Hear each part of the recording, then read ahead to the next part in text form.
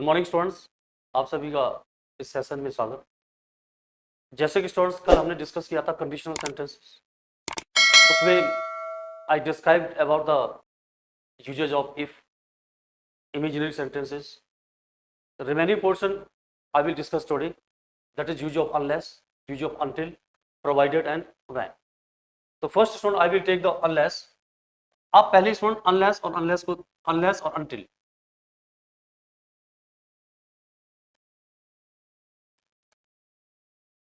see, when we talk about the unless, that indicates a condition. When we talk about the until, that indicates a time span. That indicates a time. That indicates a time. तो पहला difference आपके पास ये आता है students, if we want to use the unless, the condition will be given. If we want to use the until, the time will be given. So on the basis of this condition, we can determine whether we are supposed to use unless or whether we are supposed to use until. अब आगे चीज आती है students, ये both the unless and unless are until or unless are the negative. So जिस clause में इनको until और unless को यूज किया जाता है उसमें कभी भी not और कभी भी आपके पास never नहीं आ सकता, पहला रूल। सेकंड रूल ये होता है students, the clause which start with until and unless, this clause will be always in present indefinite. ठीक है, दोनों चीज आप याद रखना कि व्हेन until unless जिस क्लॉज में यूज किया जाता है वो क्लॉज कभी भी नेगेटिव नहीं बन सकता, क्योंकि ये खुद ही आपके पास क्या होते हैं, नेगेटिव होते हैं। और जो क्लॉज आपके पास until unless से स्टार्ट होता है वो हमेशा रहेगा किसमें, प्रेजेंट इंडेफिनिट। सी स्टूडेंट्स, मैंने एग्जांपल दिया, पहले एग्जांपल देता हूं until।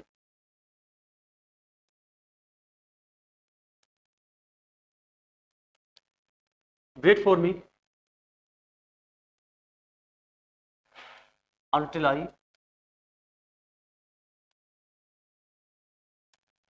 wait for me until I come here. Student, when we read out this sentence, then we come to know we are talking about the time, or we can say the sentence indicates time. जब sentence time को indicate करता है तो हमने क्या use कर दिया, until use कर दिया। वेट फॉर मी, आप मेरी यहाँ प्रतीक्षा करो जब तक मैं यहाँ पे आता हूँ। तो आप सेंटेंस किसके बारे में बात कर रहा है, sentence is describing about the time. जब आप टाइम को इंडिकेट करता है तो हमेशा आपके पास क्या आता है, until आता है।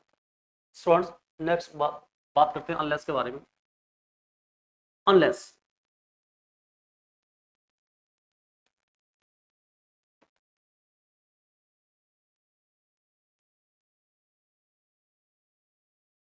unless you work hard, you cannot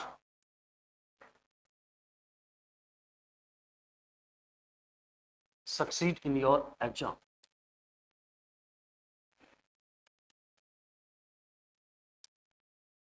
See, unless you work hard, you cannot succeed in your exam. Students, जब हम इस सेंटेंस को देखते हैं तो हमको सेंटेंस क्या लगता है, रॉन्ग लगता है। क्यों रॉन्ग लगता है कि आप ये सोचते हो कि आपके पास में until आया, unless आई और सेंटेंस क्या बना, नेगेटिव। बट ये सेंटेंस आपके पास करेक्ट है। व्हाई इट इज करेक्ट, मैंने ये बोला था कि जिस क्लॉज में आपके पास unless आता है वो क्लॉज आपके पास नेगेटिव नहीं बन सकता, रिमेनिंग क्लॉज आपके पास में नेगेटिव बन सकता। हाँ, सेंटेंस बड़ा भी इनकरेक्ट कैसे, ये तो आपके पास में ये आता unless you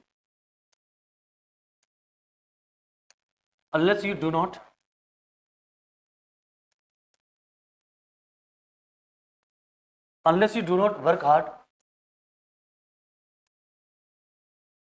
you cannot succeed.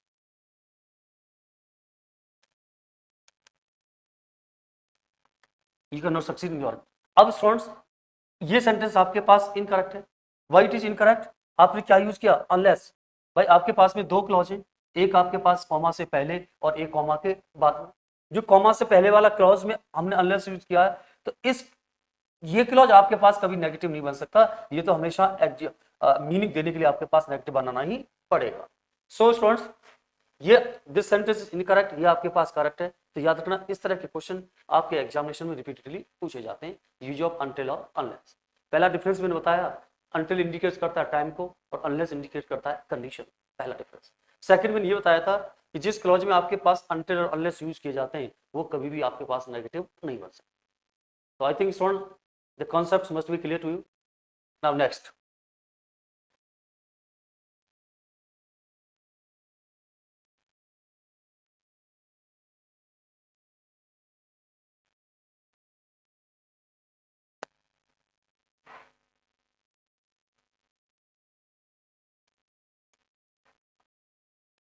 now use provided.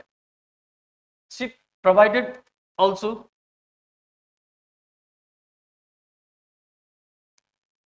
also indicates condition.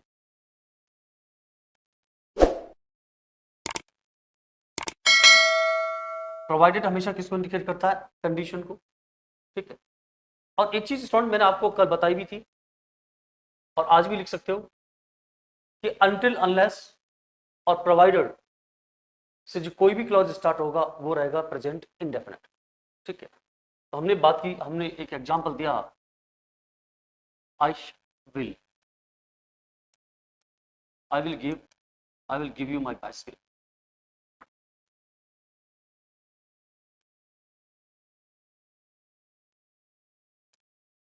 I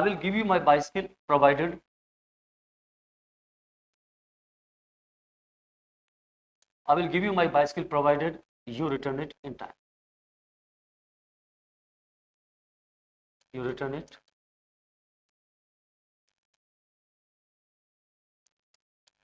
in time. तो सी स्टूडेंट्स, आपके पास में एक हिंदी में भी एक बात करते हैं कि मैं आपको अपनी बाइसिकल दे सकता हूं, दूंगा, प्रोवाइडेड कंडीशन आपके पास ये मिली कि आप उसको टाइम से वापस कर दो. तो जैसे कि मैंने आपको बताया था प्रोवाइडेड इंडिकेट करता है कंडीशन. तो उन्होंने एक कंडीशन रखी आपके सामने. The condition is that if you return my bicycle in time, then only I will give my bicycle to you. Fine.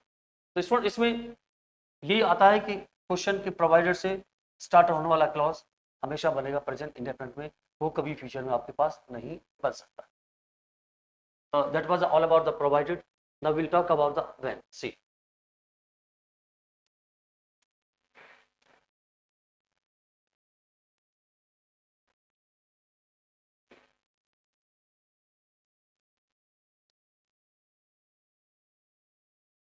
use of when.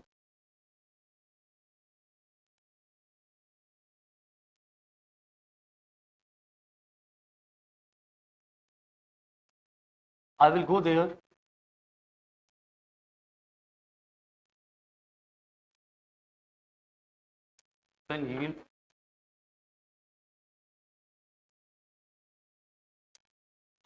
when he will come here. Students, if I ask very simple question, you tell me this sentence is correct or incorrect. Generally तो आप हिंदी में translate करते हो तो आपको ऐसा लगता है आई विल गो देयर, में वहां जाऊंगा जब वो यहाँ आएगा. ठीक है. फिर मैंने बेसिकली एक प्राइमरीली मैंने एक चीज आपको बताई थी यस्टरडे कि कभी भी दो clause consecutive clause will not be in future. दो लगातार क्लॉज कभी भी फ्यूचर में नहीं रह सकते. तो मैंने तो आपके पास दोनों फ्यूचर बनाया, इसका मतलब सेंटेंस आपके पास क्या है? इनकरेक्ट.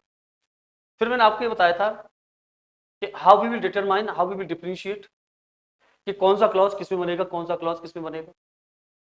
तो I told and I describe the clause, the action which is done first, जिस क्लॉज में वो क्लॉज आपके पास बनेगा प्रेजेंट इंडेफिनिट में और रिमेनिंग क्लॉज हमेशा बनेगा आपके पास फ्यूचर इंडेफिनिट. अब इसमें स्टूडेंट हम ये पता करना चाहेंगे कि पहले आई विल मैं जाऊंगा या पहले वो आएगा. ठीक है. अब हमने बात की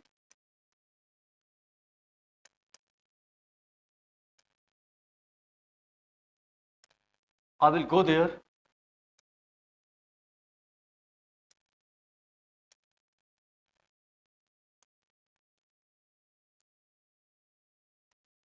go there when he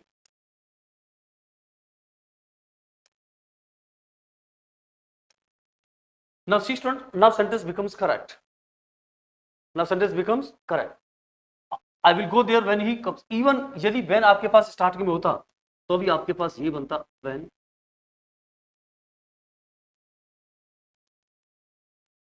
when he comes here I will go there.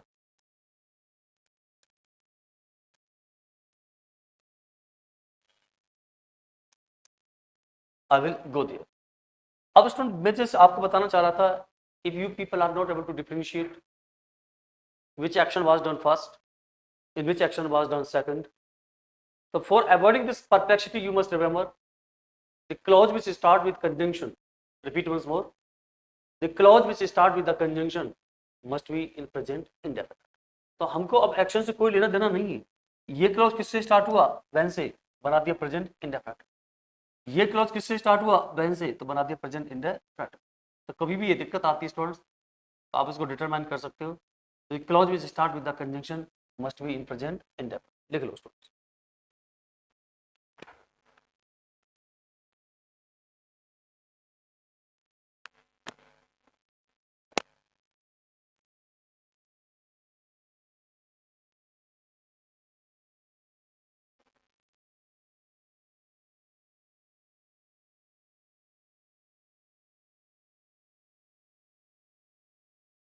That was the end of the conditional sentences.